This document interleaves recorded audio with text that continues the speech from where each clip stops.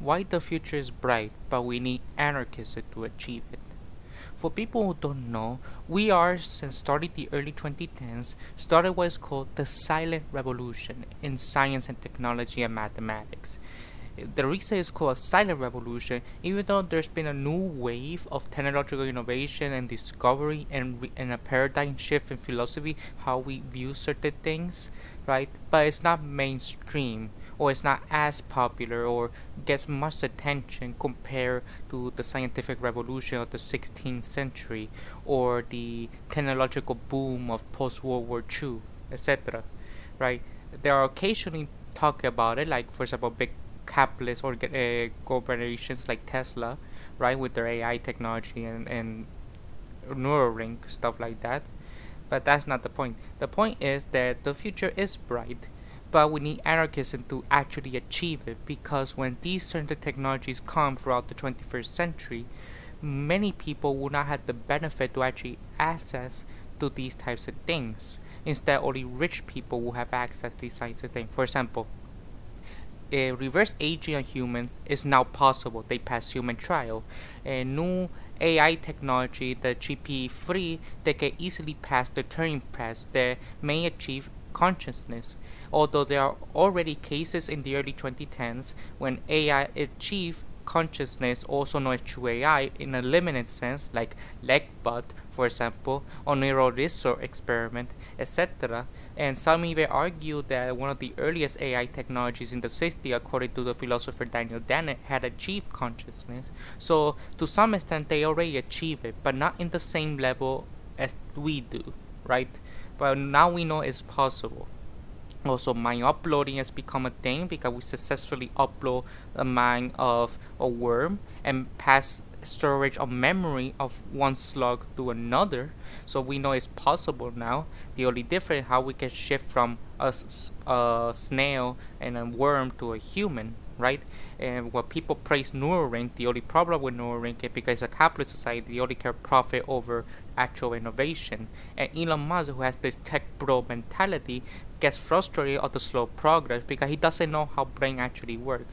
And the problem is people assume that it's not possible because brain is organic and cannot be artificial, despite most cognitive scientists and others have shown that computational theory of the mind and functionalism is the dominant position among experts of all fields, and gives the impression that the outdated 1960s view of only biological things can be a consciousness is outdated, straight up false nowadays. And scientists in Brazil successfully reverse the entropy, like electronic entropy of the era of time, so we know it is possible. Now we have to learn how to do that in a mass scale, which may take decades and not a century, right? And quantum computation in its earliest stages, etc., etc. But people who don't know is that the material preconditions to achieve a science fiction type society, like, you know, the Carter scale type 1 type of deal, has already been met in the 1970s. So the question is, what happened? What happened in the 1970s that prevented such innovation?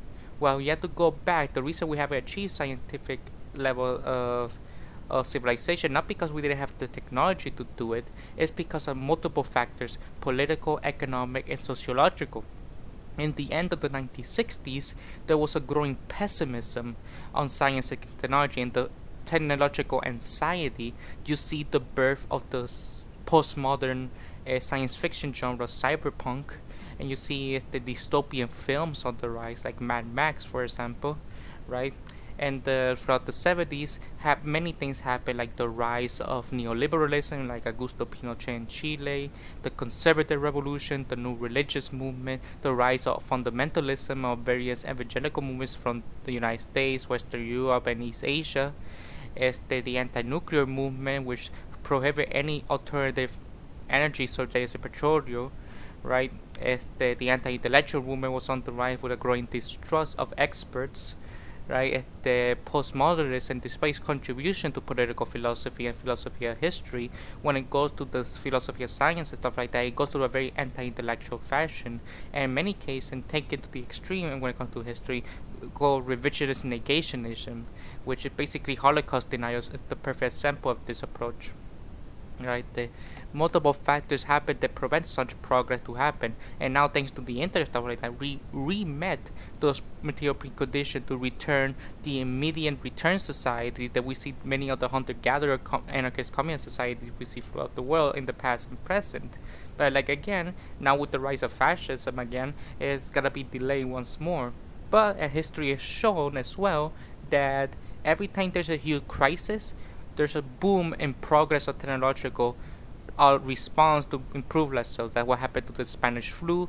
It gives a boom to medical innovation because of World War II and the crisis and the trauma.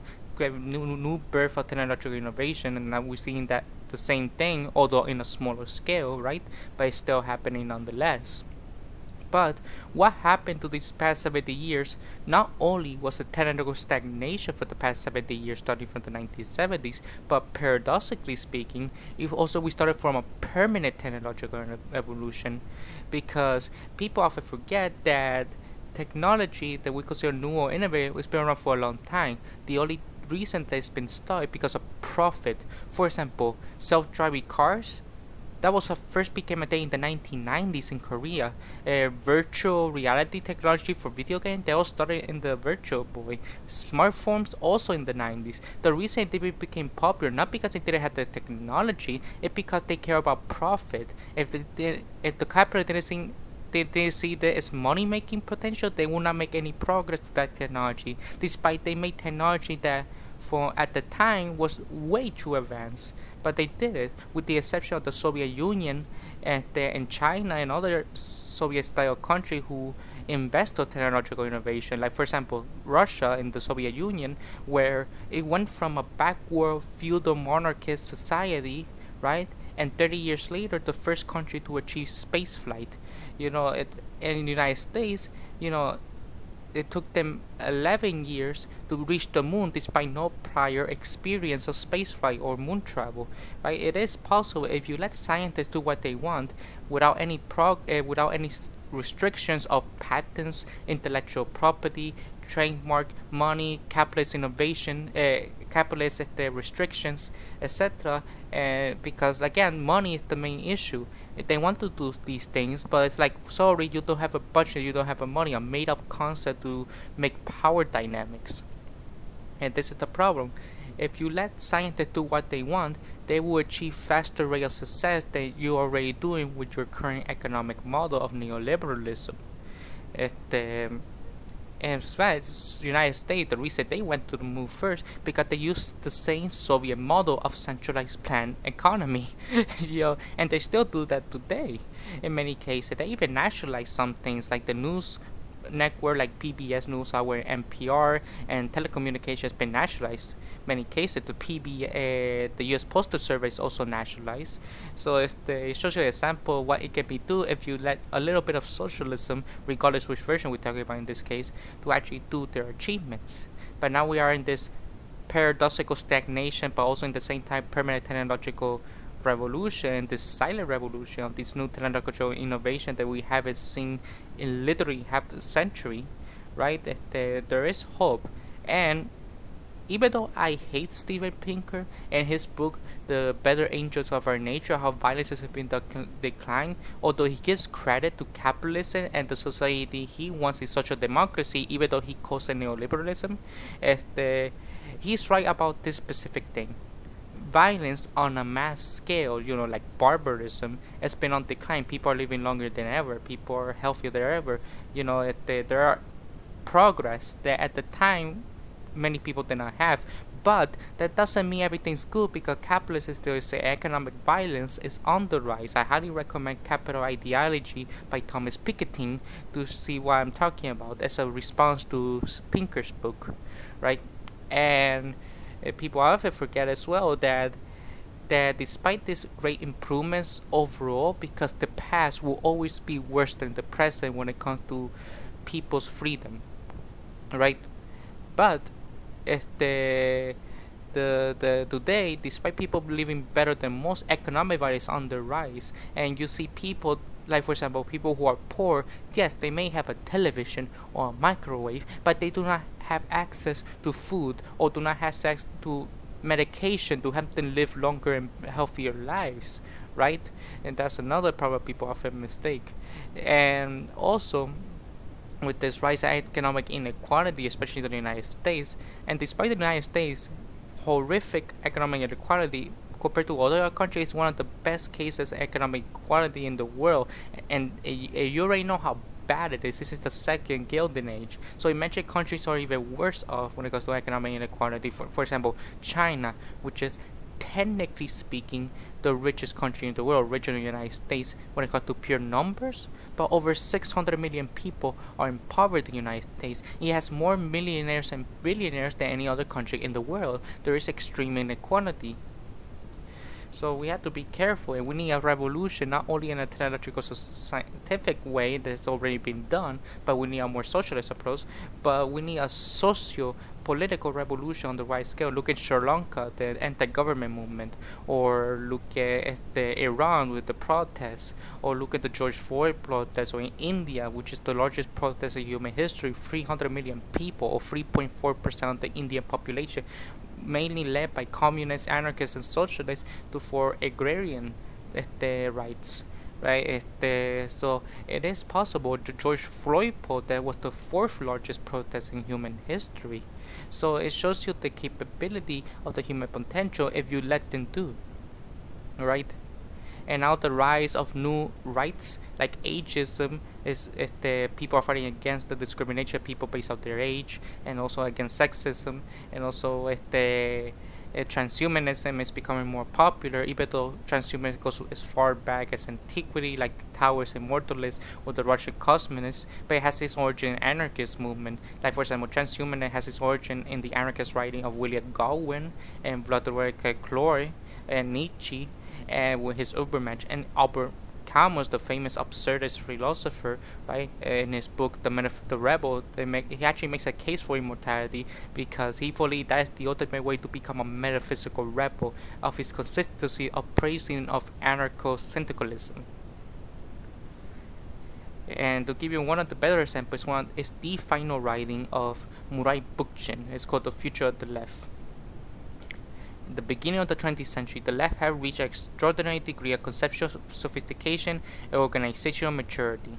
Generally, what was called leftism at the time was socialist, influenced in various degrees by the works of Karl Marx. This was especially the case in Central Europe, but socialism was also intermixed with populist ideas in Eastern Europe and with syndicalism in France, Spain, and Latin America.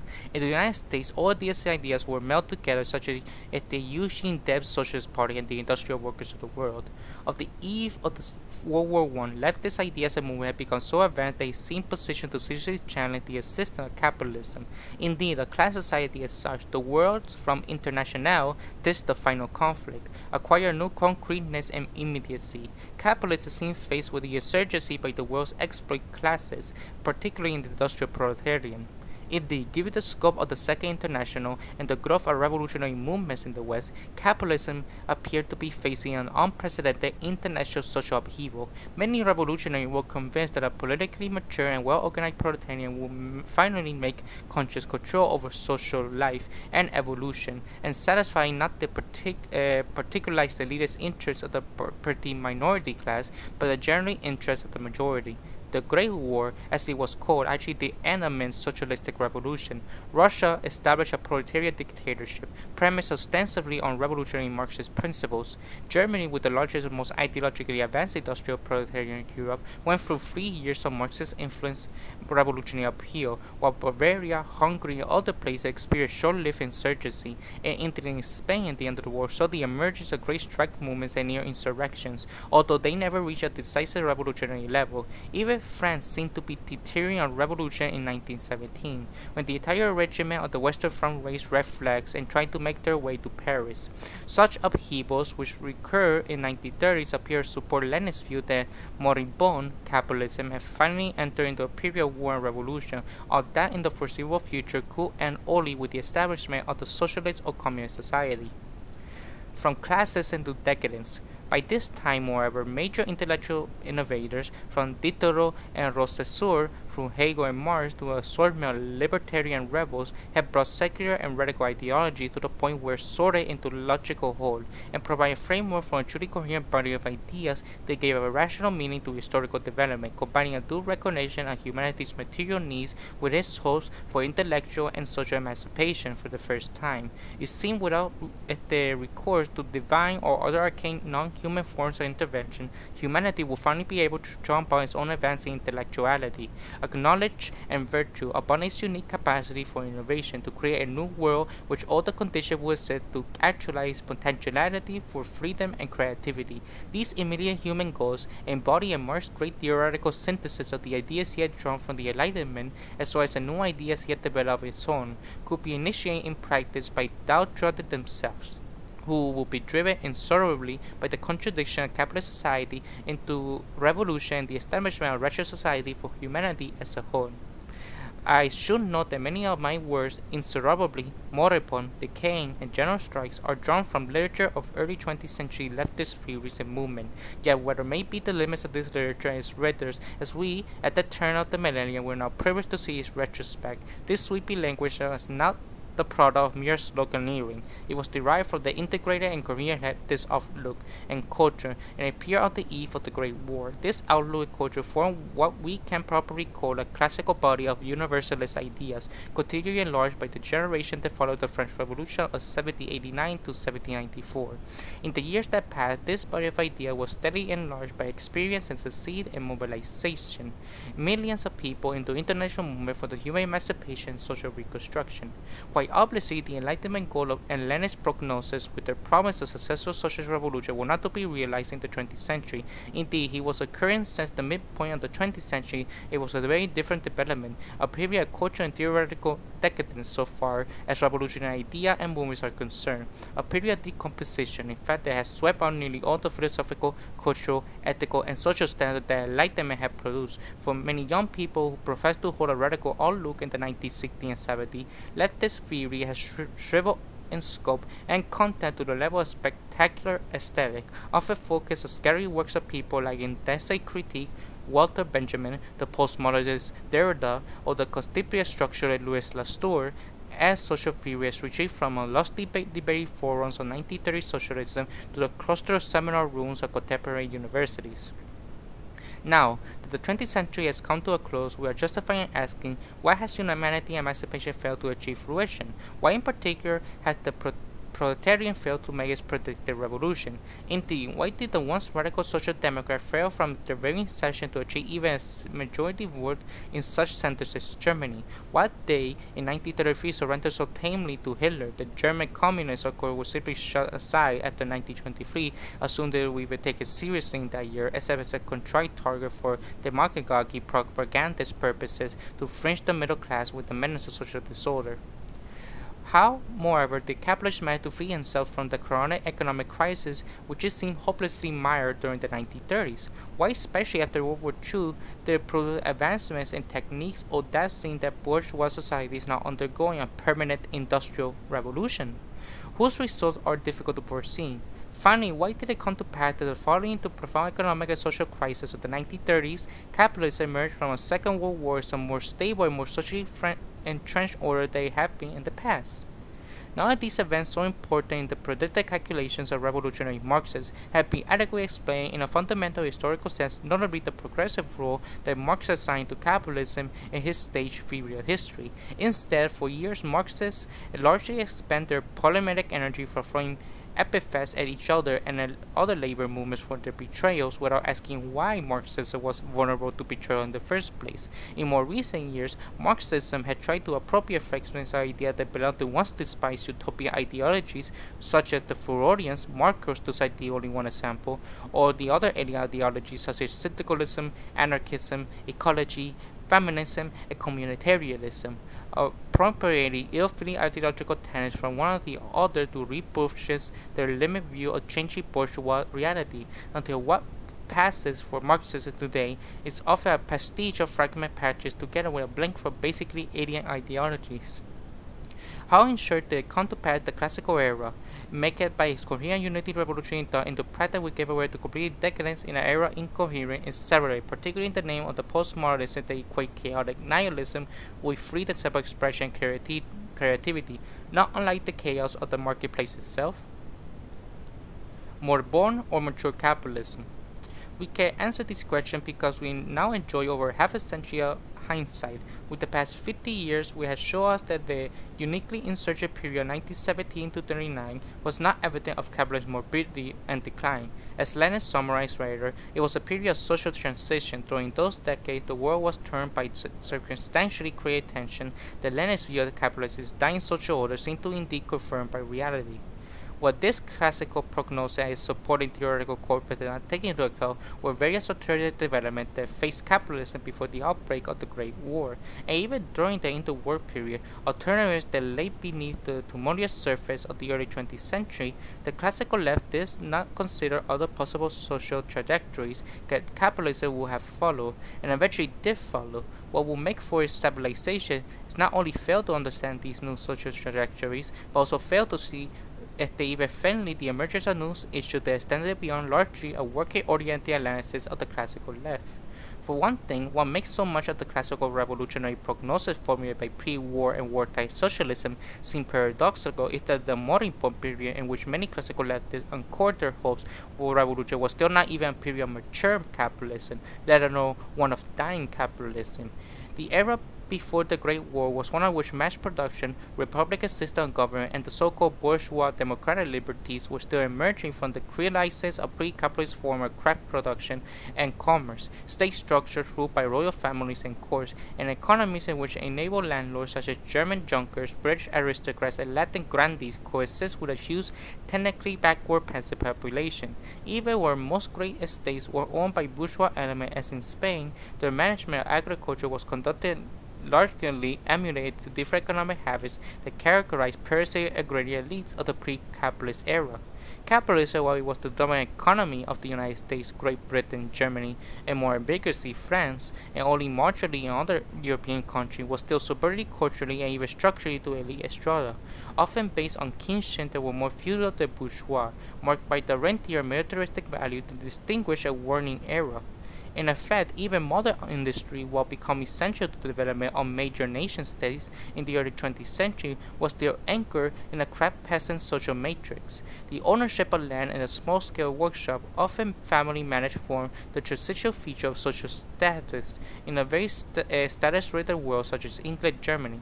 It is hard to recall today how low was the real status of women during the early 1900s, how degraded was the status of propertyless, often men-taking workers, how eagerly even some stature capitalists tried to marry into families. And remember, we have people who were born in the 1900s still alive today, so there's that. How few were elementary civil liberties in a world that acknowledged the validity of inherent privileges and authority of monarchs. How embattled was the industrial regime proletarian, often removed by the generation through from village life with its most natural life ways, in its effort to merely organize reformist trade unions. The Great War, a monstrous event that was such, if not more, the product of the dynastic ambition, military obstunescence, and the awesome authority allowed to premium monarchs it was of the economic imperialism, was not an historical necessity, as entangled Europe caught up in Kaiser Wilhelm II's juvenile posturing and dismal image of German national grandeur, the blind spirit of French revanchisme, following the country's loss of Alsace and Lorraine in 1871 to Wilhelm Reich, and the naive nationalism of the masses whose class internationalism was often more rhetorical than real, all led to a hopeful form of trench warfare that should have been unendurable to any civilized people within a few months after it fell into place, let alone for 4 bloody years. The Deutschmark, the embodiment expression of German capitalism, managed to perform economic prodigy that neither Wilhelm's nor Hitler's bayonets could hope to perform during the last century. So different are the alternatives that post-war era finally revealed. Yet, ironically, it was not the battlefront of the Great War that generated the revolution of 17 to 18. It was the rear where hunger managed to do what the terrible explosion machine guns, tanks, and poison gas at the front never quite succeeded in achieving. A revolution over issues such as bread and peace in precisely that order. It is breathtaking to consider that even after 3 years of constant bloodletting, mutilation, and incredible daily fear, the German strike of January 1918 that had the punctured order revolutionary actually subside, and the German workers remained patiently quiescent when General Luther's first spring and summer offensive of the year gained substantial ground from the French and British troops in the west for the great glory of the Reich. So much of the revolutionary instinct of the people, which Bakunin was wont to celebrate, would speak volumes that despite the horrors of the Great War, the masses were along with the conflict that was completely unendurable materially. Such is the power of adaptation, tradition, and habit in everyday life. A period transition. Notwithstanding the Russian Revolution, the Great War came to the end without overthrowing European capitalism, let alone world capitalism. The war actually revealed that the classic tradition of socialism was very limited and in many respects was greatly in need of repair. Understanding Lenin and Trotsky trying to foreshorten historical development and bring about the likelihood of socialism within their own life, how the anarchists in Spain achieved, and how today anarchists achieve anarchist society in Cherán, Mexico, Chiapas, Mexico, by the Zapatista, Rojava, El Alto Bolivia, the indigenous communes in Venezuela, and the geographic location of Somia, and the Papua New Guinea highland by the indigenous people. They achieve anarchist societies. And although there is less true of Luxemburg, and particularly of Marx, who was far more critical of Marxism than his acolytes, indeed Marx was at pains to warn that it had taken centuries for feudalism to die and for capitalism to emerge. Hence, Marx said should hardly expect that the bourgeois will be overthrown in a year, a decade, or even a generation. Trotsky was far more sanguine than Lenin in his conviction that capitalism was moribund, decaying, rotting, and otherwise fading apart, and the proletariat was growing stronger or more class-conscious or organized, but it matters little today to dwell in the expectation and prognosis. Nevertheless, the Great War will not completely sweep the historical slate clean of the feudal directions that contribute so greatly to its outbreak. The left the Western world in a cultural, moral, political stubborn. An era was clearly ended where it was not capitalism that was faced with imminent oblivion, but it was disappearing was the traditional time war status and class system of feudal past, yet without any fully developed form of capitalism to take its place. With the Great Depression, British landlords began to enter into hard, even devastating time, but had not completely disappeared during the 1930s. The Prussian Junkers were still in command of the German army at the beginning of the 1930s, and thanks to von Hindenburg's alleged as president of the German state, still enjoyed many of the privileges of the established elite early in the Hitler period. But this once haughty strata was eventually faced with the challenge of Hitler's Glasnost, the process of social leaving, and finally degraded the Prussian officer caste. In the end, it was the Anglo-American and Russian army that swept the Junkers away by seizing their estates in the east and dissolved them as socio-economic entity. France was fighting its last battles as a middle-class republic during the 1930s, but Catholic reactionaries and the blooded young fascists of the Croix de Feu who aspired to aristocratic Catholicism led by rich and titled leaders. Thus, the interwar decade was a stormy period transition between a declining quasi-feudal world already shattered but not buried and a merged bourgeois world which, despite its vast economic power, has still not protected into very poor society and defined the basic values of the century. The Great Depression, in fact, showed that the pedestrian Marxism, money is that everything is true when there is no money to go around.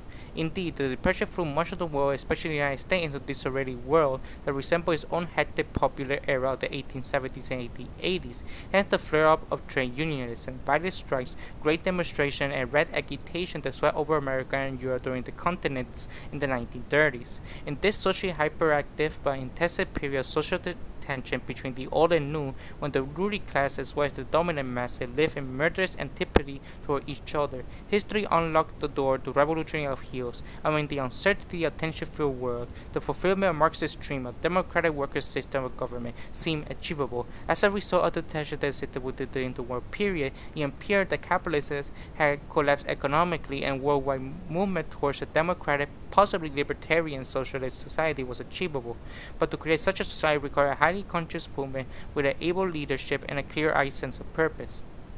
Tragically, no such movement appeared in Europe. Grossly pragmatic bureaucrats such as Friedrich Ebert and Felix Schachtermann, and pedestrian theorists such as Karl Kochsty and Rudolf Hilferding, assumed the deflamed mantle of the social intervention and set its tone up to rise of German fascism. Shortly afterwards, Stalin intervened even potentially revolutionary situation you are poised to serve Russia's and its own interests. The prestige of the Bolshevik Revolution, to which this tyrant contributed absolutely nothing, which he defamed when he came to power, was still not sufficiently solid to allow the classical left to create its own authentic movement and expand its vision to accord with emerging social issues that reflected change in capitalism itself. While must be acknowledged that between 1914 and 1945, capitalism was enlarging its foundation, mass functioning, a new industry, not digging its grave, as Lee and justly had pointed. The status as dominant world economist had still lay before him in 1970, not behind it, but it would be sheer myopa not to see it as still industrialized world. The agrarian as well as the urban, which is basically what the word globalization means. Moreover, it is still a role in the particularism that divide human beings on the basis of nationalism, religion, and ethnicity. Most of the fundamentalism and identity politics erupting the world today are essentially reaction against the encroaching secularism and universalism of the business-oriented, increasingly homogenized capitalist civilization that is slowly eating away at a deeply religious, nationalistic, and ethnic heritage. The commodity is still performing prodigy of social erosion in a pre-capitalist culture, but they for good or bad, such as Mark Engels described in the first part of the Communist Manifesto, where sanity and reason do not give human affairs to be sure the good is nearly always polluted by the bad, and is function of any serious revolutionary thinker to separate the true of the hope on unearthly the retro tendencies of social development. In the same time, capitalism is not only homogenizing the old society, remaking it in an urbanized, commodity-oriented image, it is doing the same to the planet in the biosphere in the name of mastering the forces of the natural world. It is precisely the historical progressive role that Marx and Engels assigned. In a celebratory matter to the capitalist moral protection, how progressive this process of homogenization is, in fact, remains to be seen. From the present, it beholds to us the examine the failure of Marxism and anarchism, arguing the true principal wings of revolutionary tradition to deal with the transitional nature of the 20th century. Assessing the revolutionary tradition in the post-World War II period, the weakest element of Marx's scheme of history and class struggle, capitalist development, and political activity have been subjected to penetrating critical examination. The Marxian canon, to the contrary, history view as the whole cannot be reduced to economic factors Marx tried to do in his key works. Although capitalism may well be mutating Homo sapiens into Homo consumerism and fostering the tendency among the masses of people into experience reality as huge markets, Marx's basic view may provide his acolytes with the necessity or preconditional causes for social development, immediately the material economic causes, but fail to explain the enormous role of the efficient causes, the immediate cause, of the material economic causes. They fail to explain the enormous role of efficient causes, the immediate causes such as cultural politics, morality, jurisdictional practice, and the like, which Marx denoted as superstructural for producing social change. Indeed, what else besides superstructural, particularly moral, religious, and political factors, can explain why the development of capitalism, which is always existing in varying degrees agrarian and craft economies, was arrested for thousands of years and became a major economy in only one country, England, early in the 19th century, or why revolutions occur only under conditions of complete social breakthrough, that is, after a vast body of massively influential superstructural beliefs that they often accepted in their time as eternal realities, are shattered. Marx was oblivious to the extent which beliefs seized the Orient bourgeois forces in pre-capitalist society, especially in his discussion on the predominance of agrarian values over urban ones in his Grand Essai. Very significantly, Marx says as they were riddled by conflict over the status of capitalism at the various points in the development, especially during the early 20th century, when the bourgeois faced one of the stormiest periods of its history, that precisely because capitalism had not only shed the trappings of feudalism and come completely into its own, so to speak. How, for example, what is possible for many Marxists to insist that capitalism was in decline at the time when major technological innovation like mass manufacturing, radically new forms of transportation such as automobile, advances in electronic and electrical machines and goods, and new chemical innovation were occurring in the decade directly following the Great War? Had Marx not written after all that no social order ever perished before all the productive forces, technology, for which there is a room in its development? Could this be said capitalism in 1914 to 18 and 1939 to 45? Indeed, it will ever be said that capitalism will production in the future? In asking this question, I'm not trying to suggest that capitalism will never produce product that necessitates overthrow or replacement, but purpose is rather to suggest that the product that may turn most humanity against capitalism may not be necessary to strictly economic ones or rooted in classical issues. In fact, I will argue that a technological issue will bring down for capitalism. For example, the insistence of index funds, it gives a loophole to damage capitalism to its core because it functions under communist socialist values, and the space treaty that prohibits capitalism, basically space socialism, where every time you go to space for astro money or anything, it has to be communal and you cannot hoard all the value. So it prevents any capitalist mentality. It has to be socialist in nature. So there are certain elements within capitalist society that are creating its own problems and they are refusing to fix it unless the capitalists themselves convince the law to change these revolutionary potential for revolution, like index fund and space technology, to become in their way of golden interest. Arguably, as much productivist interpretation of social development in its future may be, right, it become very forced and artificial, even contorted explanation of history is not greatly modified by the dialectics of idea, that is, by political and social ideology, morality and ethics, law, jurisdictional standard, and like. Marxists have yet to fully acknowledge that these different spheres of life have their own dialectic. Indeed, they can unfold from inner forces of their own, and not simply result from productivist dialectic called the materialist interpretation of history, even though that's the dominant position among historians. Regardless, Murray has yet to emphasize that dialectic ethics of religion can profoundly affect the dialectic of productive forces and production relations. It is possible, for example, to ignore the fact that Christian theology led logically to the growing respect for individual worth and finally to radical conception of social freedom, a dialectic, in turn that profoundly influenced social development by altering the way human beings interact with each other and with the material world. By the time of the French Revolution, centuries of deeply entrenched ideas of property, such as the enormous esteem that accompanied the ownership of land, were intermittently modified simply objective social forces, such as the growth and increasingly capitalist market. As a result, the exalted image of the independent, office, self-sufficient peasant who began to emerge in the wake of revolution, which is small bit of property and his craft-oriented village, actually inhabit the capitalist economy development in France well into the 19th century by closing off large parts of the domestic market to the commodity mass produced by the cities. The image of the French Revolution as a bourgeois revolution that fostered capitalist development at home is arguably more fictitious than real, although in the long run it created many preconditions for the rise of industrial bourgeois.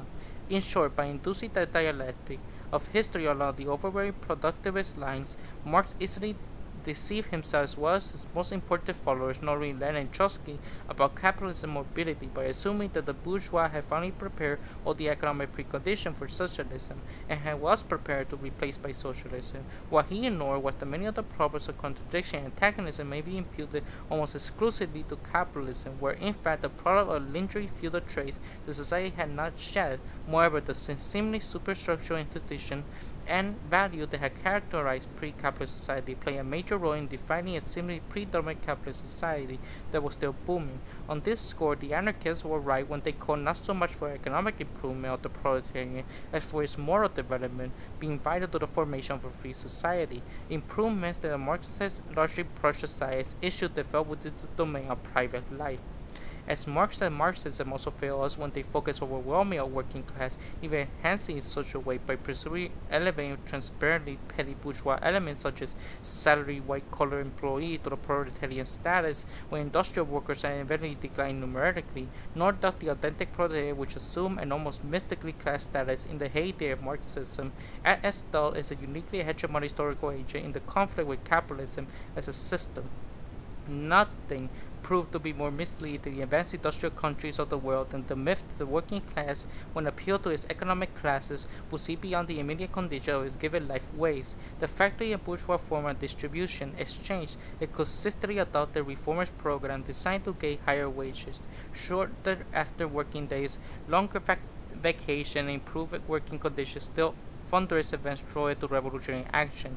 Together, it should be added with non-proletarian strata. Virtually none of the classical socialist movement is worth knowing appeal to the worker as people, such as parents, city dwellers, brothers and sisters, individuals trying to live a decent life in a decent environment for themselves and their offspring. Most conventional Marxist theory, to the contrary, the worker is first of all a human being, not simply an embodiment of social labor. That is definable in strictly class terms. The failure of classical socialism to make a human civil appeal to the worker, even so seriously consider him or her as more as a class being, create a warped relationship between socialist organization and their alleged consistency. Although the classic social democracy, especially the German social democrats, provide workers with a highly varied cultural life of their own, for educational activity to sports class, the proletariat was usually boxed in the world bounded by concern for its most immediate material interests.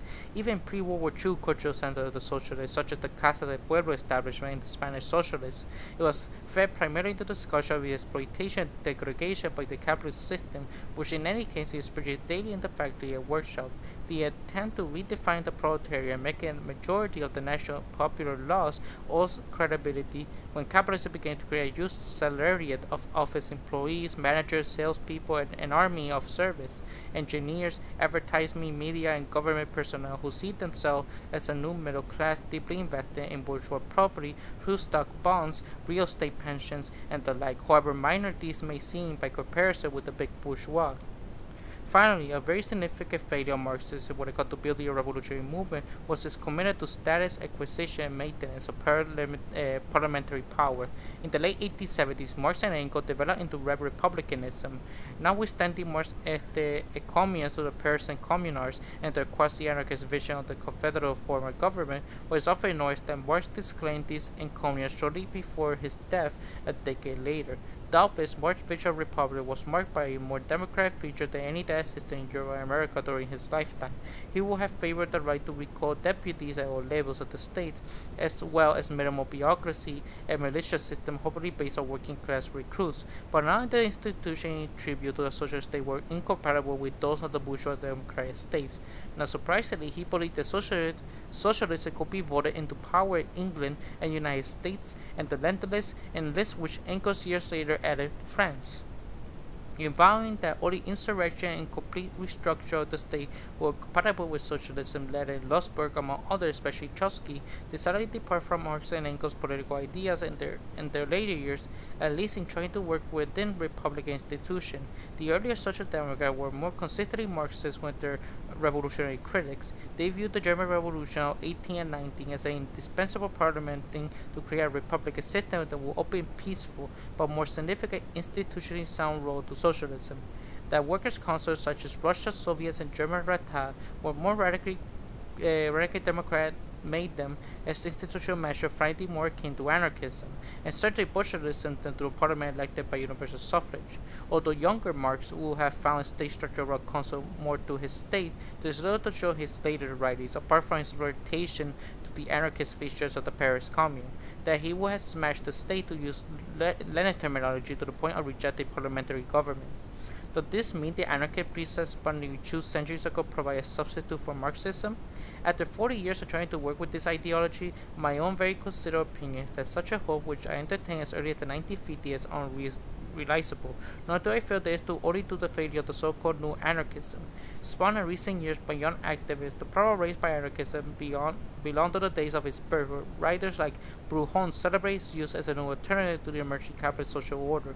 In reality, anarchism had no core party of theory, other than is committed to a historical conception of personal autonomy, that is to self-winning a social ego, device of constraints, precondition, elimination, source of death itself. Indeed, today many anarchists celebrate this theoretical incoherence. Evidence of the highly libertarian nature of their outlook is often disly, if not contradiction, respect for diversity is primarily giving the priority to the ideologically petrified notion of the autonomous individual. That anarchists justify their position not only to the state but to any form of constrained law and of organization, democratic decision making based on majority voting. All such criteria dismiss the principle form as coercion, domination, government, or even tyranny. Often those seeing these terms are co-equal and interchangeable. Nor do anarchist theorists take cognizant of the social historical condition that limits or modify the ability to attain anarchy, which is often described as highly personal affair or even episodic or static experience. Further to its logical conclusion, indeed, in its most fundamental premises, anarchy to anarchy is essentially a moral direction, a way of life, as one anarchist put it to me, that is independent of time or place. Anarchy, where justifying could clearly emerge from the exercise of pure will. Presumably then enough will convert to adopt anarchy would simply be like the soil that remained beneath melting snow, and one British anarchist ideologist put it. This revolutionary interpretation of how anarchy may still appear in the world lies at the core of the anarchist vision.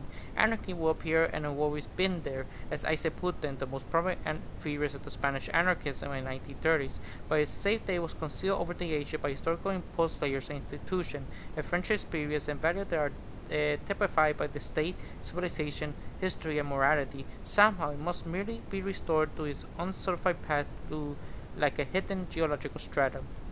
This summary easily explains the emphasis of primitivism, or the notion of recovery that one so often encounters in anarchist writing. Recovery should be distinguished from the notion of discovery and innovation. The modern thinking rationalism was obliged to counterpose the pre-modern belief that truth and virtue and other respects were already in existence, but concealed by any oppressed or obfuscated historical development and culture. More than one advocate could use this formulation to justify social passivity apart from mere protest. One had only led them to know that is the state and civilization better way for anarchy to restore, a view that may well explain the pacifism that is so widespread among anarchists throughout the world today. In any event, some anarchists have argued that civilization, techniques, and rationality, which in recent years have been seen out by many anarchists the greatest failure in the human condition, must replace with a more primitive, presumably authentic culture that skill all attempt history in order to restore humanity's private harmony with itself and with almost mystical nature, insofar as anarchists currently expose this view that actually return anarchism to its true home after a century-long meandering through the maze of syndicalism and other basically alien social causes. Proudhon's wishful image of the self-sufficient passive farmer village, while persisted over by ordinary paternal families, is finally recovered. This, I will add, at the time when the world is most interdependent and technologically sophisticated than any other point in history. Inasmuch as anarchists emphasize primitivism as against acculturity, recovery is against discovery, acculturity is against interdependence, and naturism is against civilization. Its often rooting is conceptual apparatus in natural conceivable basic ahistorical autonomous ego, free from the rationalism and theoretical burden of civilization, and in fact standing in marked contrast to the real ego, which is always located in a given temporal, technological, cultural, and traditional intellectual and political environment. Indeed, the anarchist vision of the stripped out in the vacuous ego distantly resembles Homer's depiction of the lotus eater in the Odyssey, who while eating the lotus fruit slips into the indolence of forgetfulness, atemporality, and the blissfulness that actually represent the very annihilation of personality and selfhood. Historically, this autonomous ego began to build the block that anarchy used to create various monument-type structures. They often gave a highly social revolutionary patina. Syndicalism, the second most important case in point, began architectural form where these blocks were most commonly arranged, not as a defining foundation nor an anarchist movement, but as highly understandable superstructure, where workers in the closely decadence of the 19th century became actively involved in socialism, unionism, organization, democracy, everyday struggle for better living and working conditions. Anarchists took on the form of radical trade unionism. This association was the precarious at best, although both shared the same libertarian envy, as syndicalism sitting in sharp tension with the basic individualism that pure anarchy prides, often above and against all organizational institution. The ideologies emerged at this time where industrial society was still in their infancy and nation-state was still in the process of being formed, where Marx tried to conceptualize small-scale, often well-educated partisan craftsmen as proletarian, but Goodness imagination was caught up with the image of social bandits and peasant jacqueries. Both men, to be sure, contribute valuable insight to revolutionary theory, but they were revolutionary who forming their ideas in a socially limited time.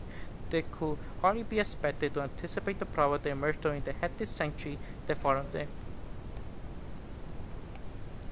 A major problem facing radical social thought and action today is to determine we can be incorporated from their time into new, highly dynamic capitalist era. Islam transcended the old semi-feudal world, independent peasant craftsmen, a new era also that has largely discarded the textile, metal, steam engine world of the Industrial Revolution, which bourgeois population totally dispossessed proletariat masses. Third place has been taken in great part by technology that can replace labor in nearly all spheres of work and provide a degree of abundance in the means of like the most imaginary utopians of the 19th century could not even anticipate. But if the advances of the irrational society always taint the most variable human achievement with evil, so too the Industrial Revolution has produced new problems and potential crises that call for new means to deal with them. These new means must go beyond mere protest if they are not suffered to the fate of old movements such as the Lutherites. They go offer little more than return to the past by trying to destroy the technical innovation of their era.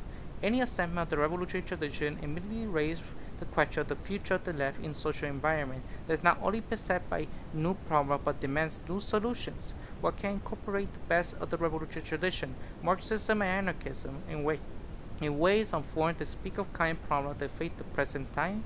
Indeed, it viewed the remarkable dynamic system of the 20th century, and the likelihood that change in the new one will be more sweeping. It now behooves us to speculate how the analysis that will explain forthcoming development of the kinds of crises is likely to face. The institution, method, and movement that can hope to render society rational and nourishing as the area of human creativity. Above all, we must think beyond the immediate present and proximity past by trying to anticipate problems that may lie at least a generation, if not further beyond the highly transitional present. And again, we predict the future all the time. People over-exaggerate the failure of future predictions. Also, the technology actually would be more successful than fair in many aspects. And the best way, if we predict the future using the past as samples, right, we are doing better than ever of improvements. So it will be not hard to say that certain sci-fi level technology happened during our lifetime.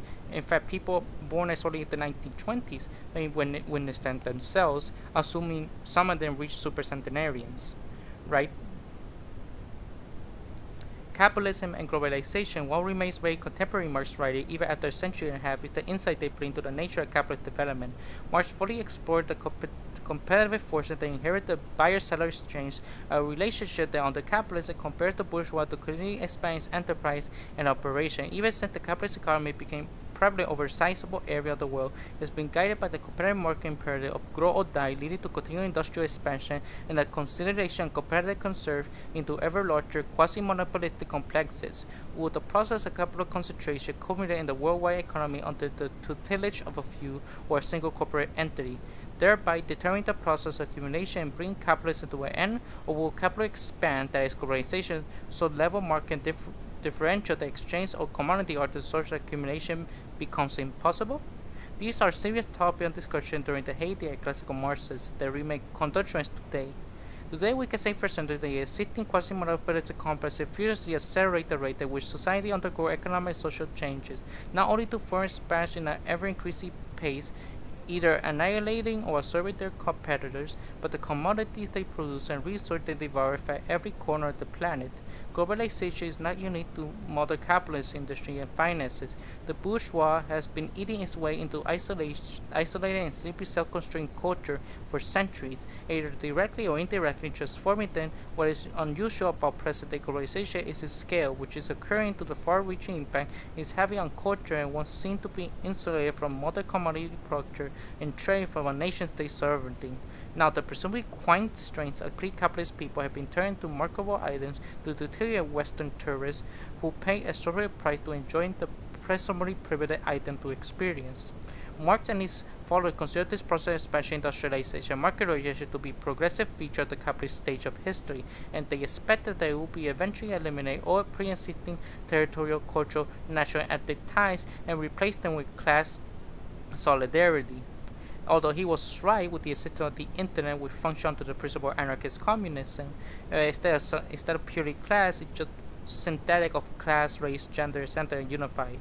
Therefore, removing obstacles to development of revolutionary internationalism, commodification, Marx's famous emphasis turns everything solid into air. It was eliminate the economic exclusivity of guilds and other economic barriers to innovation. A continued course, art, craft, familiar ties, and all bonds of human solidarity. Indeed, all honor traditions has nourished the human spirit. Marx saw the homogenizing effects of globalization and the destructive insofar as they dissolve. The meaningful realization sentiment that knit the social together is formulation is not only a critique, it also sees effect as a progressive insofar as they clear away pre-capitalist and particularistic directories. Today, radical emphasize the worldwide invasion of the commodity into society is overwhelmingly destructive. Capitalism, not simply globalization and corporatization, not only turns everything solid into air, but replaces earlier tradition with distinctly bourgeois attributes.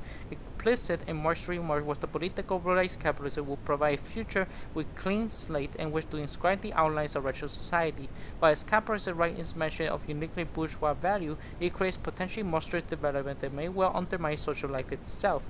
In some primitive traditional times of solidarity and commodity, with an all-pervasive greed and appetite for wealth, a system of moral accounting focus on the bottom line, and the heartless disregard for desperate of the poor, aged, physically, and disabled. Not that the greed and heartlessness were absent for the capitalism in the past, but in earlier times, the bourgeois was relatively marginal and vulnerable to the patronizing outlook of the land and mobility. Pre-industrial values, more or less, held capitalism in check. That the market economy rendered increasingly prevalent an unbridled capitalist spirit of self-aggrandizement and unfeeling exploitation, naked bourgeois greed and heartlessness, illuminated by the villages of the great writers such as Balkas and Dickens, produced a wave of revulsion that swept over people who were exposed. In past epochs, the rich were neither admired nor torn into embodiment of virtue. The honor virtue of the most of the pre-capitalists were rather was not self-aggrandizement but self-sacrifice, not accumulated by giving. However, much these virtues were honored in the breach.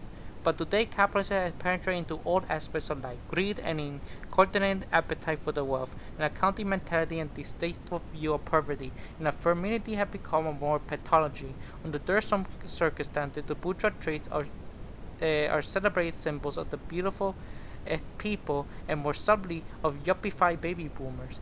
These values relocate into less fortunate strata of the population who, depending upon their own resource, view the fortunate with the envy, even awe, and guilty target themselves with their own lack of privilege and strata as near to wells. In this new bourgeoisness, the dispossessed harbor no class antagonism toward the rich and beautiful, a unique juxtaposition, but rather esteem them. At present, poor and middle class people are less likely to view the bourgeois with hatred than the servile admiration. They increasingly view the ability to make money and accrue wealth not as indicative of predatory disposition and the absence of moral scruples, as a case a few generations ago, but as evidence of innate abilities and intelligence. Newsstands and bookstores are filled with massive literature celebrating the lifestyles, careers, and personal affairs of riches of the new wealthy, who are held up as models of achievement and success. These celebrities of postmodernity hobble up the obscurity and the asset. It suggests that admiring but debt-burdened reader can also make it in new bourgeois world. Any obscure candidate can become a millionaire or a multimillionaire merely by winning in a television game, show, or lottery. The myriad millions who envy and admire the bourgeois no longer see as a member's part of the class. They are rather a meritocracy, who have become, as a result of luck and effort, winners in the lottery of life. The Americans once widely believed that anyone who could become President of the United States, the new bullies hold that anyone can become a millionaire or, who knows, one of the 10 richest people in the world. Capitalism, in turn, increasingly assumed to be a natural state of affairs towards which history have been conversing into thousands of years. Even as capitalism is achieving this splendor, we are witnessing a degree of public ignorance, faulty smugness, unseen since the inception of the modern world. Like fast food and quick sex, ideas are experienced simply race through the human mind, and far from being absorbed and used as building blocks for generalization, they quickly disappear to make room for still newer and faster moving ideas and experiences, and ever more superficial degrade character. Every year, you will see a new generation initiate ostensibly new causes that were exhausted existed only a decade or two earlier, thereby casting into ideological oblivion invaluable lessons acknowledged as indispensable radical social practice. Each new generation has a commodity errant notion that history began only when it was born, has all experience from the past, even the recent past, are to be ignored. Thus the struggle against globalization, which was fought for decades under the rubric of anti-imperialism, have been reinvented and renamed. The problem of the lost definition specifically of everything being turned into air and the disastrous loss of memory of experience and left divided to establish to a left tradition confront any endeavor to create a revolutionary movement in the future. Theories and concepts lost their dimension, their mass, their tradition, and their relevance, a result which they adopted and jumped with a juvenile flippancy, the chauvinistic notion of identity, which is the byproduct of the class and hierarchical society. Ideologically coerced the concept of class, prioritizing a largely psychological distinction at the expense of social-political ones. Identity becomes a highly personal problem with each individual must wrestle psychologically and culturally rather than a root social problem. What is being understood by the result through a radical social approach. Indeed, the bourgeois can easily release such problem by promoting ethnically discriminated employees to upper-level management, by promoting female lieutenants in the military to majors or general, had the amazing willingness to new enterprise to the media exhibit selected blacks and women for high spots in their operations for media. At their presentation, baby boomer capitalists such as Tom Peter, who seized their ideas of non-hierarchical practice in business administration with staunchly anarchic traits, often regard race and gender as archaism. Colin Powell showed that even the African American chairman of the Joint Chief of Staff at the American military can be as deadly as it needs to be, and Oprah Winfrey has demonstrated that what America's real by needs to have no bearing on the race or gender of the television purveyor of those commodities. The middle and working class no longer think of the present society as structured around classes. Current opinion holds that the rich are deserving and poor are not, while an incalculable number of people linger between categories. A huge section of public opinion with the Western world tends to regard oppression and exploitation as residual abuse and not inherent feature of specific social order. The prevailing society is neither rationally analyzed nor forcefully channeled. It is prudently psychoanalyzed and politely coerced, as those social problems emerge from erratic individual behavior. Although striking protests explode from time to time, a growing gentility is weathered down by severity of social disputes and antagonism, even among people who profess leftist views. Beyond a politics of protest, what is asset is sporadic and erratic opposition in the understanding of casual continuities the only serious and above all rational exploration can reveal. In the so-called Seattle Rebellion in 1999 against the World Trade Organization, what was at issue was not substitution for trade or free trade. It was the question whether the ways of modern society produce wealth of the world and distribute it. Although some militant demonstrators to invoke the injustice of capitalism, actually, capitalism was not being particularly unjust in any more than lethal battling being unfair, and it produced illness and death. Few, if any, of the demonstration appeared to underneath the logic of the market economy. It appeared that during the anti-WTO demonstration, little literature was distributed to explain the basic reason for denouncing the WTO and preventing its delegates from doing their businesses.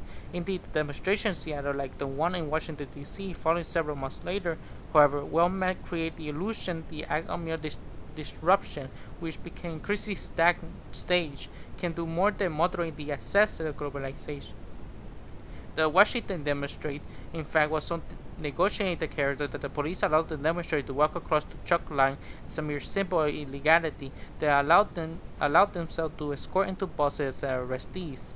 Police spokesman Plessy agreed that the young demonstrators were decent and socially concerned kins who meant well, and WTO delegate totally acknowledged the demonstration drawn their attention to troubling economic and environmental problems that needed correction. Undoubtedly, the authorities expect these socially concerned kids to eventually grow out and become good citizens.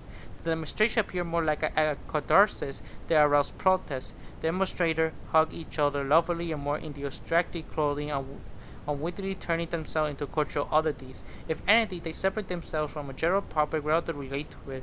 Rather than meaningful protest, the demonstration were noteworthy mainly because the protest of any kind is such a rarity today.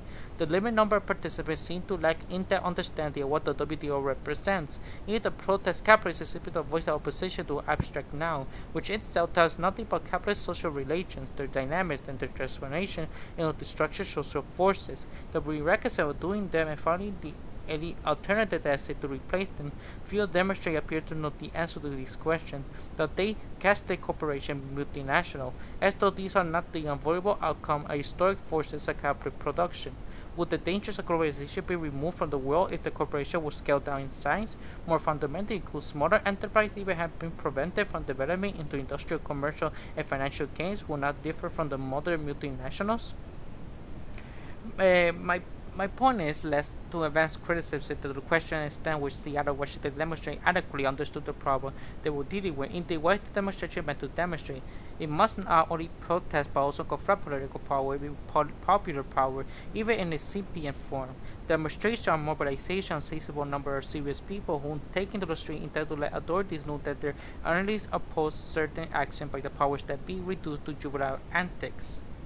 They become self-deflating forms of entertainment. As such, they constitute no challenge to the authorities. Indeed, where idiosyncratic behavior replaced the forcefulness of stern opposition, they merely show the public that advocates of their view are mere eccentric, who will not be taken seriously, who causes tribute, without gravitating the command respect, and yet this event reveals serious international demonstrated that such manifestations are worse than useless, and they harm their cause by trivializing it. And even then, there's been now declassified documents by the CIA that actually use postmodernism and poststructuralism to create infighting on the left, because it shows the postmodern philosophy taken to the extreme becomes a new right-wing ideology. We see examples like the Dark Enlightenment, and Jordan Peterson, for example, and the CIA said that and left the people there had no threat to the United States because the threat is not ideas. You can have your anarchist YouTube channel and a podcast, whatever. As long as it doesn't affect the policy making, they do not care what you say.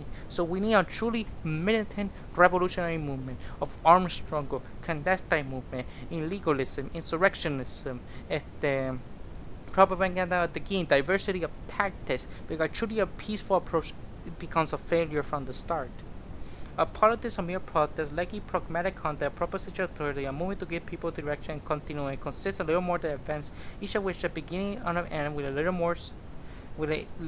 The social order can live with the events, series of events, even find this priceworthy. Worse still, such politics lives or die according to an agenda established by the social order it opposed. Corporations proposed the WTO. They needed worldwide participation of the organization, and their own way generate the very opposition that now denounces the lack of democracy and the lack of humaneness. They expect opposition only police amateurism. In Seattle, let it get slightly out of hand. It becomes such opposition to them plan to demonstrate before nominating convenience of major political party whose very existence many of the demonstrators profess oppose. Indeed, the demonstration appear well-meaning, legitimately assisted partisans by calling upon them to alter their policies on international trade after they even have a justifiable place in rational society. The politics of protest is not a politics at all. It accords with the parameter set by previous social system and may respond to remedial ills of a mere system instead of changing the social order as such. The mass anarchists who joined this event by smashing windows used the clamor shattered glass to clamor lemon street protests with the resemble of violence and sadly little more. A left for the future had not made this critical remark about the state of the left today in order to cover against people, activities, and events for any generational or sectarian disdain. On the contrary, my criticism stands for the sympathy of people who are sensitive to injustice, in particular those who are striving for remedy them. Better to do something to end the silence of popular acquaintances than simply to perpetuate the complexity generated by the consumer-oriented society. Nor I have presented my criticism the main players of classical left in order to try to install new generation activists with a grandiose revolutionary history that somehow must match. Again, the contrary, I invoke the classical left of yesteryear not only to suggest it has to teach us also not its own limitations as part of a different era, one that, for better or worse, will never return. What the classical left has to teach is that the idea must be systematic, coherent, if they are to be productive and understandable to people who are seriously committed to basic social change. Indeed, the future left must show that the seemingly disparate problems of the present society are connected with each other, and they stem from common social pathology must remove as totality.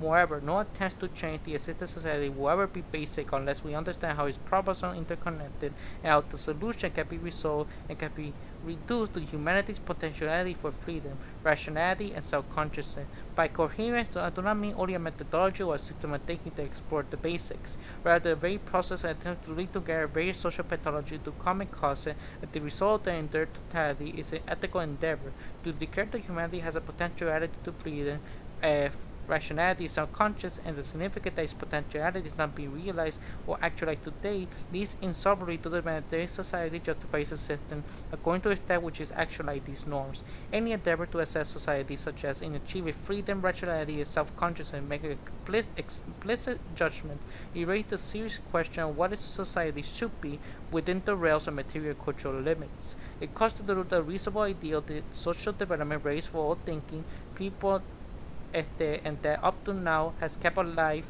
monuments of fulfillment of freedom. Without the ideal is the continual activate present, non-lasting movement of human liberation is possible, only sporadic protest, and that in some may seek basic rationality. And a free society by seeking cosmetically remove its blemishes. By contrast, content awareness that gives society rationality is deep-seated, that is serious pathology are not isolated problems that can be cured piecemeal but must be solved by sweeping changes and often hidden source of crisis and suffering. That awareness alone is what can hold a movement together, give it continuity, preserve its message, organization, be a given generation, expand its ability to deal with the new issue of development.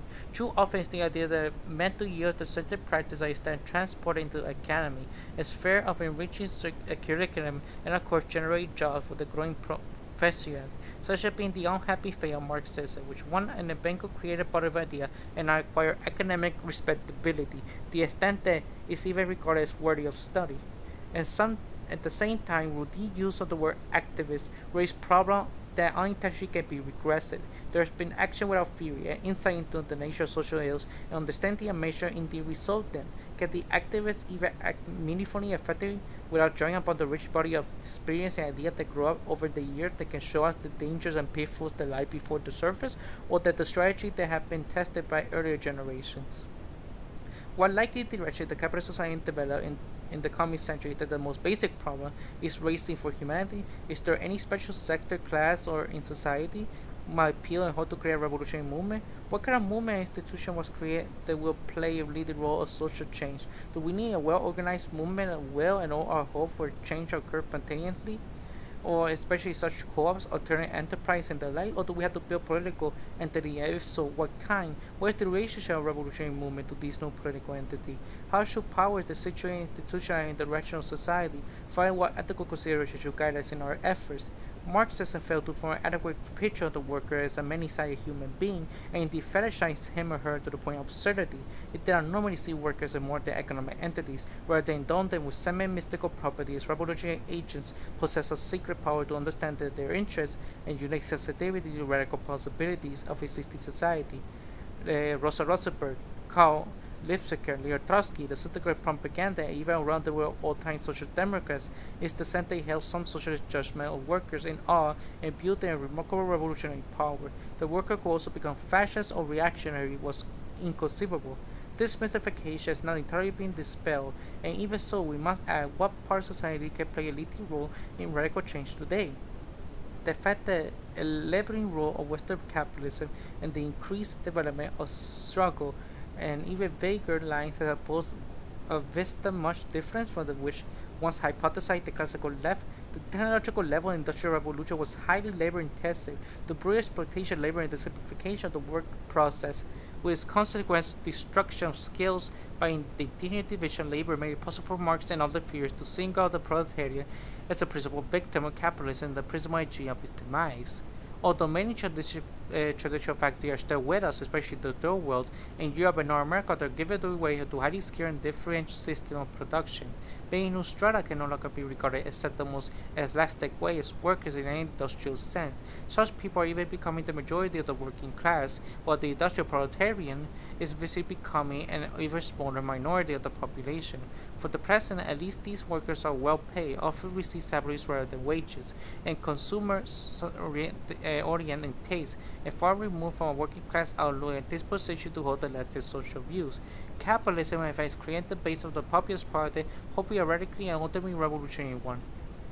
that is focused on broadening the expansion of professional opportunity to the quality of life and more pleasant environments. Economically maturing capitalists can probably be discretely divided into strata of the wealthy, the well-off, the comfortable, and the poor. Industrial wage workers in the West have more in common with the salary technician professional than with the underpaid unskilled workers in the service sector of fast food restaurants and retail sales and the like, let alone with the little lump-sized poor.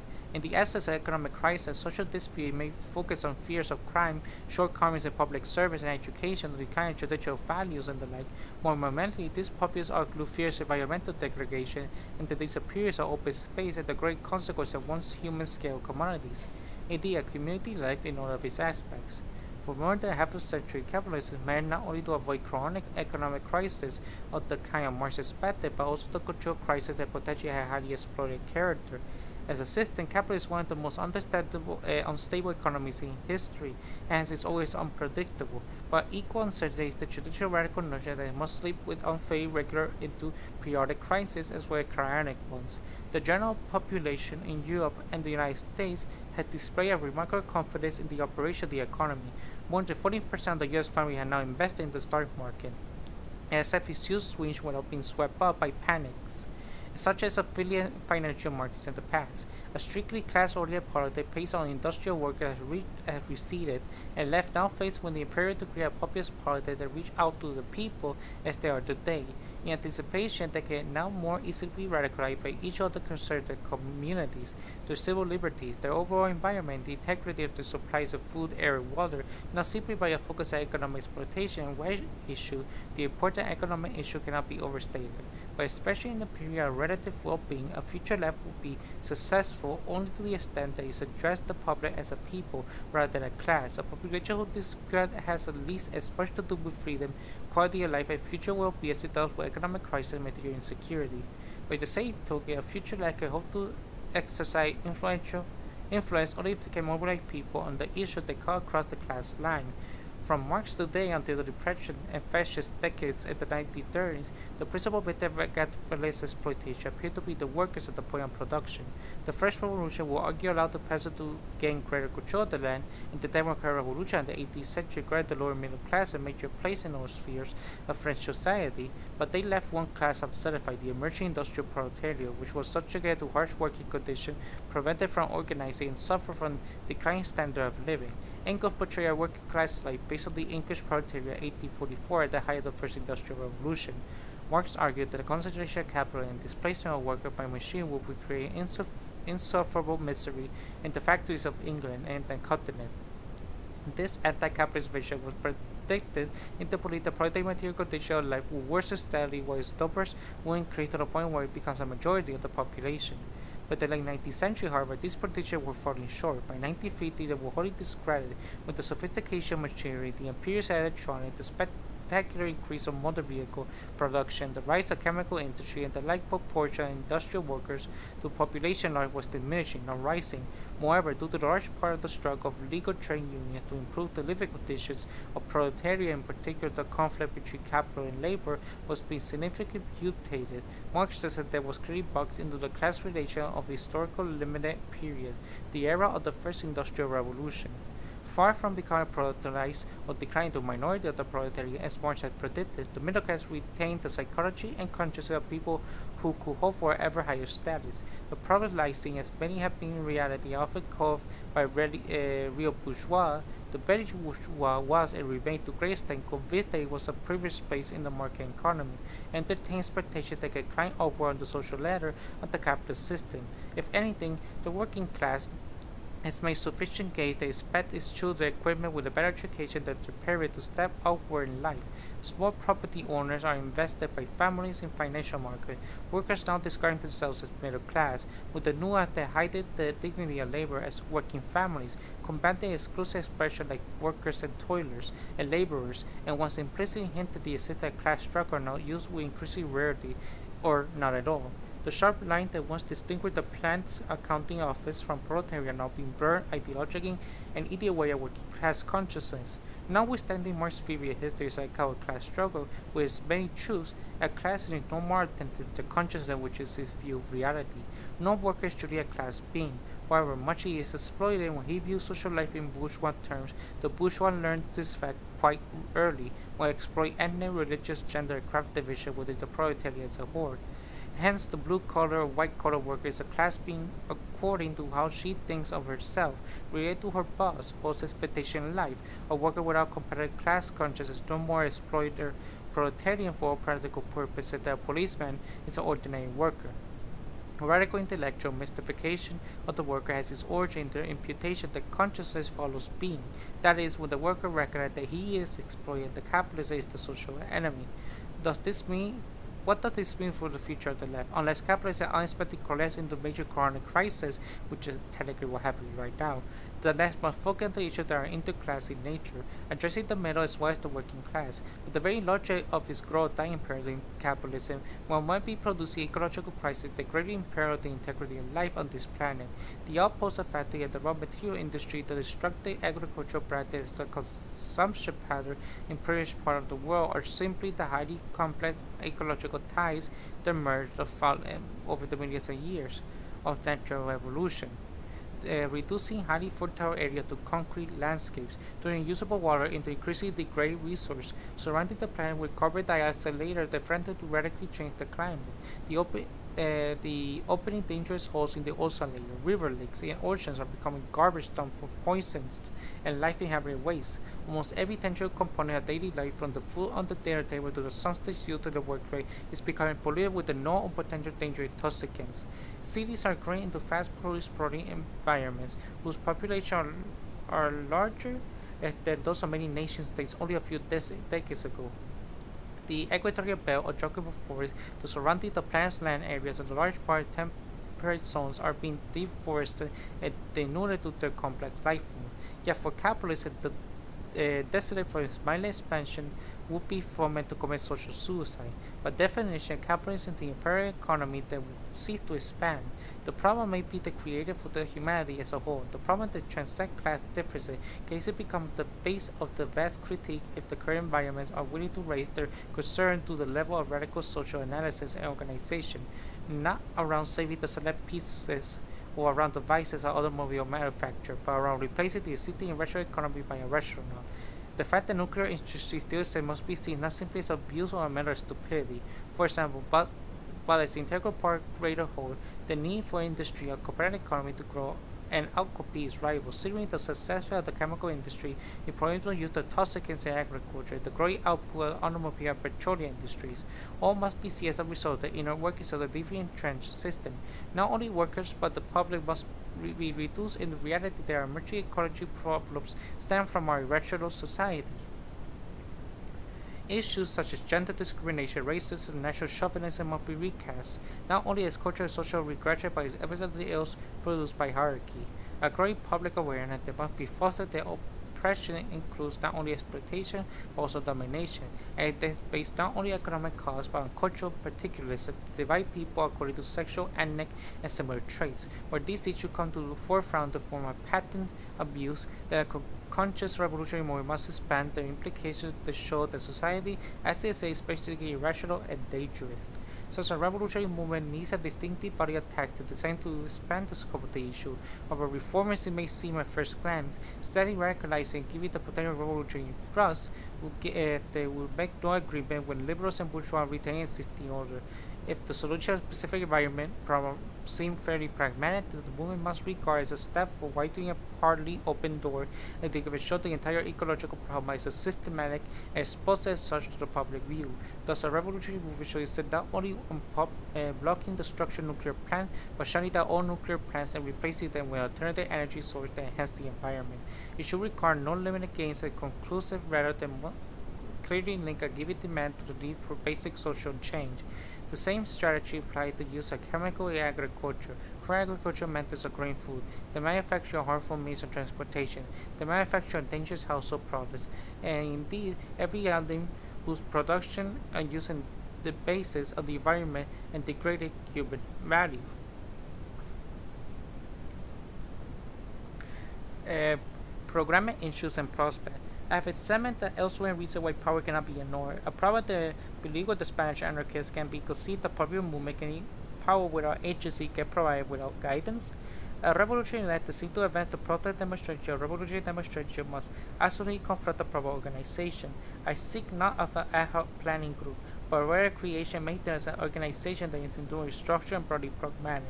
Such an organization constituted a defined entity must be structured around the lasting and formal institution to make it operational. It must contain responsible membership, forming acknowledging adherence to the ideals, and must invent a sweeping program for social change that can be translated into everyday practices. Although such organizations they may join coalition, it must not disappear into such coalition or surrender its independence, let alone its identity. It must raise its own name at all time, by guided by its own status. The organizational program must be product of the reason analysis of the fundamental problem they face as society, the historical resource, theoretical fundaments, and clearly visible goals they follow from potentialities and reality for social change. One of the greatest problems with revolutionaries in the past faced was their failure to create a resolute, well-structured, fully formed organization with which to counter their reactionary opponents. Few obviously expand beyond the limits of a riot without guidance of a knowledgeable leadership. The myth of a purely spontaneous revolution can be dispatched by carefully study of the past uprisings. Even its self-conscious libertarian organization leadership, always existing in a form of influential militants, inspire men and women to constitute the nucleus around which crowds transfer street protests into outright insurrections. In the famous I think the revolt, Dalmor intuitively focused on a single individual amid other rebels who raised the cry to spring the masses into motion. Even in seemingly posterior insurrection, advanced military scare throughout the rebellious crowd spurred the uncertain masses to further action. Contrary to anarchistic myths, now the Soviet consuls community that arose in Russia 1917, Germany 1918, and Spain 1936 were formed simply of their own accord. In very specific militants took the initiative in forming them and engaging spirited masses toward the adoption of a radical course of action. Absorbed as they were by making concrete immediate demands, few of these consuls committee have broad overview of the social possibility opened by the insurrection, by their initiation or clear understanding of the enemy being temporarily defeated.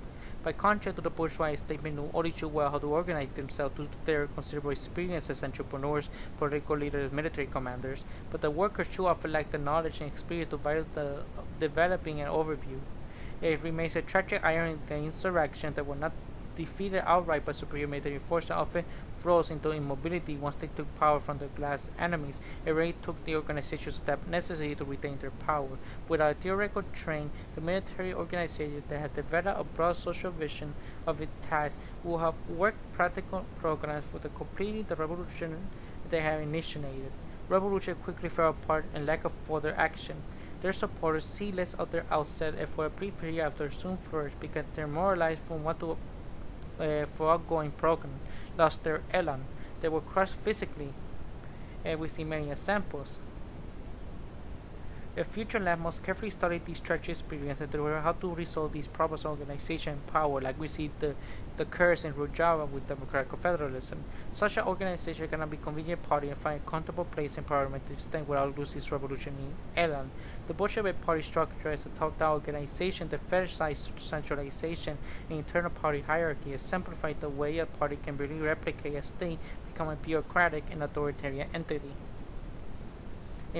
If Marxists, when they found themselves in a revolutionary situation, they could not consider any politics that abolished the state, then the anarchists, and tragedy, the syndicalists who were deeply influenced by them intellectually, were so fixated on avoiding the state they destroyed a vital, self-governing revolutionary institution. This not to place to discuss Spanish anarchists, rather confused anarcho-syndicalist Faragon, as Chris Heller has so aptly called it. The leadership seemed to lack the slightest idea how to achieve libertarian communist revolution, but the world was actually thrust into their friendly hands. It simply did not know what to do with it. Every revolution, indeed every attempt to achieve basic social change, will always meet the resistance from the elites in power. Every effort to defend revolution regarding the amassment of power, physical as well as institution and administration, which is to say the coercion of government, anarchists they call the abolition state, by coercion of such kind will be necessary to prevent the bourgeois state from returning in full force with unbridled terror. For a libertarian organization to skew out of misplaced fear or create a state, the taking power then can be do so with support of revolutionary medicines, confusing at best and a total failure of the nerve at worst. The Catalonia revolution actually lived in awe of the very state apparatus whose existence was commanded to abolish. Better that such a movement gets out of the way, they remain cloaked in the seemingly radical camouflage. They make promises of the masses they cannot honor. The history of libertarian left does suggest, however, a form of organization that is consistent with the intent to create a left libertarian society. In a confederation, seeming higher body play a role in administrative policy decision. They may at the best of the organization in the end. Nearly all possible decisions, the especially basic one, must be made at the base of the organization by its branches or section. Decision made at the base move to the top and then back again in modified form to the base until the majority vote at the base. They become policies who implement is often undertaken by special standing committees. No organization model, however, should be fashioned to the point where the very contradicting paradox of real life, where events require a measure centralization, coordination at the confederate level may be tightened to implement a policy or tactic. To the extent that is necessary only for as long as necessary. Confederation can allow necessary centralization on a temporary basis without yielding to the permanent centralized organization only if its membership is conscious and throughout informed. Theoretically, to guard against the abuse of centralization only if the organization has structures to become leaders who seem to be abusing their power. Otherwise, we have no certainty that any libertarian practice will be honored. I have seen people for decades committed to libertarian practice and principle throw their ideals to the wind, even drift to the coarse nationalism when events appeal more to their emotions than their minds. A libertarian organization must have in place conscience such as the right to recall the organization membership and the right to demand the full accounting of the confederal policy practice. But the fact remains that there is no substitute for knowledge and consciousness. Certainly no automatic formula can provide adequate method for defining the imperative of real life, particularly in times of armed conflict. An anarchist communist society should have taken decision how resources are to be acquired, produced, allocated, distributed. Such a society must seek to prevent the restoration of capitalism and of old or new system of privilege may involve civil war and military regimation. It must try to achieve a degree of administrative coordination, regulation, and huge scale among community. Decision making must be forceful if social life of any kind if not collapse completely. These constraints are necessary to provide the greatest degree of freedom possible that will not be imposed simply by goodwill, mutual aid, solidarity, or even custom. Any notion that will rest more on a prayer than on human experience. Material ones will quickly erode any goodwill solidarity that a successful indeed forceful revolution with his fighting and expropriation creates among the libertarian victors. Hence the need for post-scarcity as a precondition for a communalist society.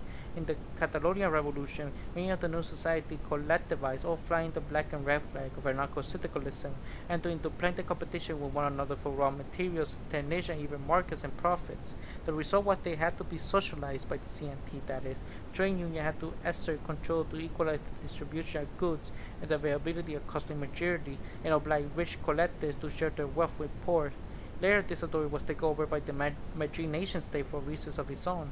Nor were peasants eager to join collectives when they were also afforded the opportunity to function as well as with the property owners. Still, others left the collective in sizable numbers when they found themselves free to do so without fear. In other words, they established a viable anarchist society. More than personal and moral commitment would be needed.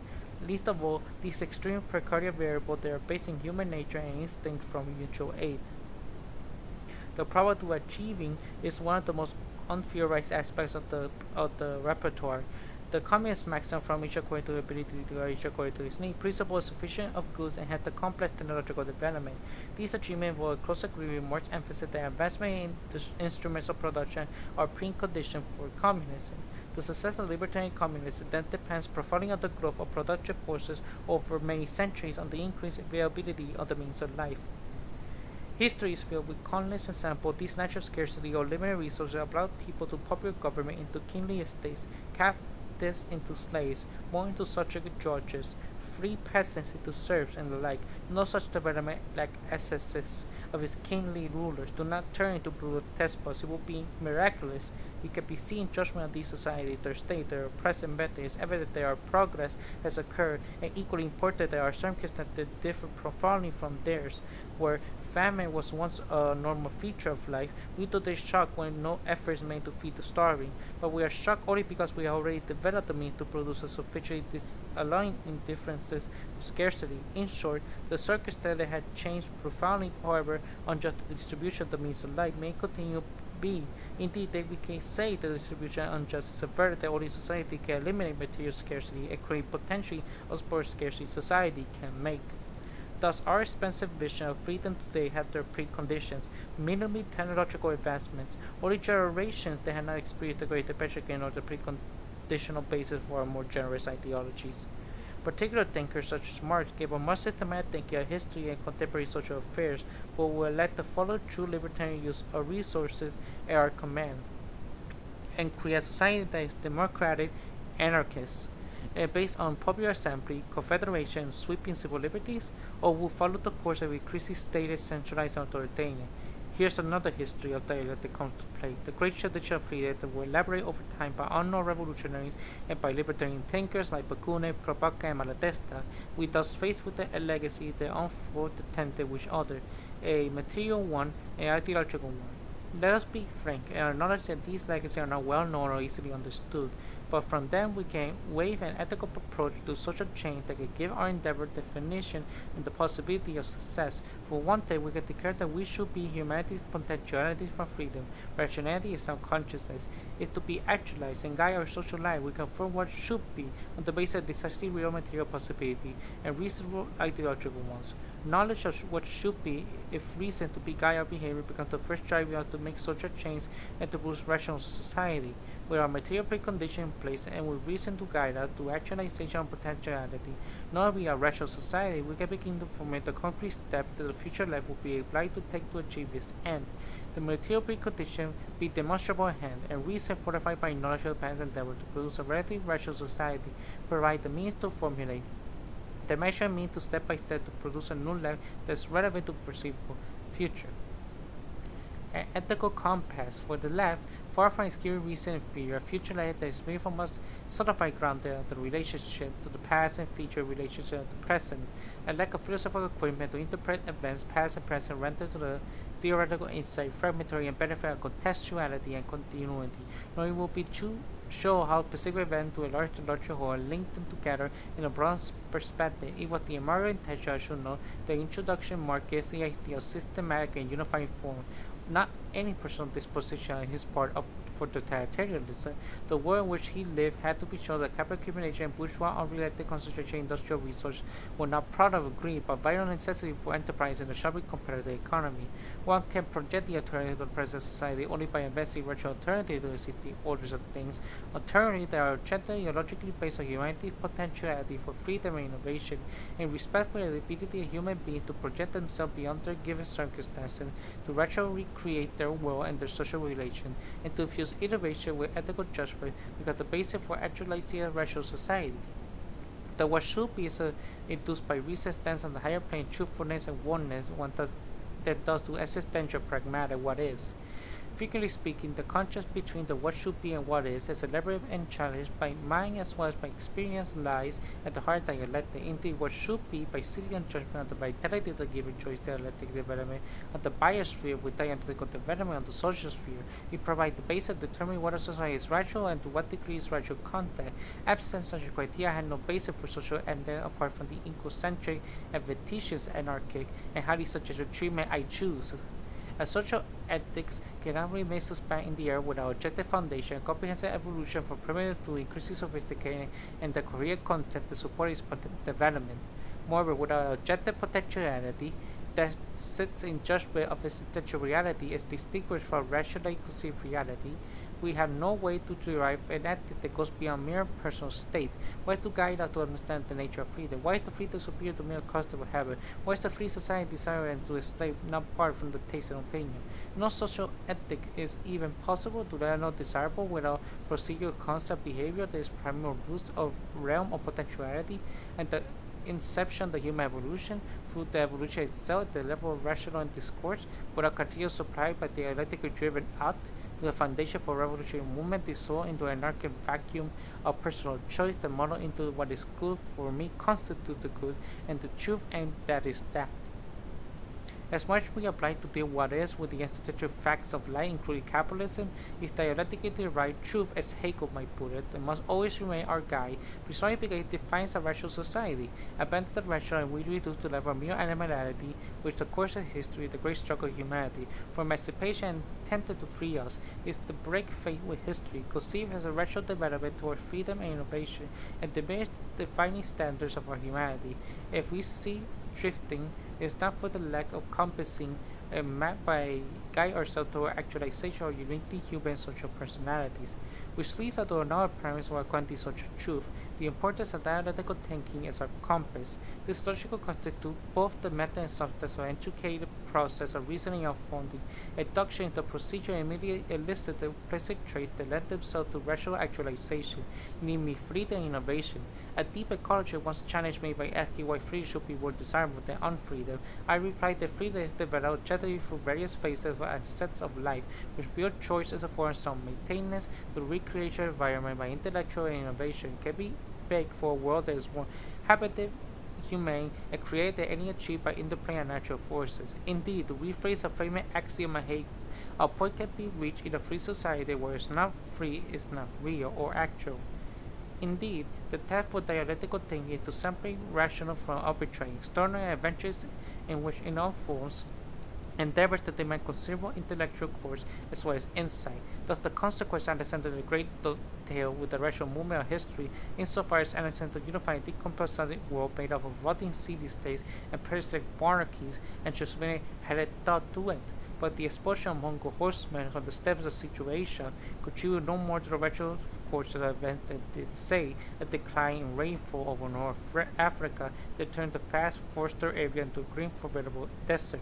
Moreover, the speak of the Mongol invasion is evidence of the potentiality of evil is to devise the rich philosophical term potentiality, its creative content, much better to use here ideologically neutral term capacity, which can be applied anywhere for any phenomena and to no intelligible purpose whatsoever.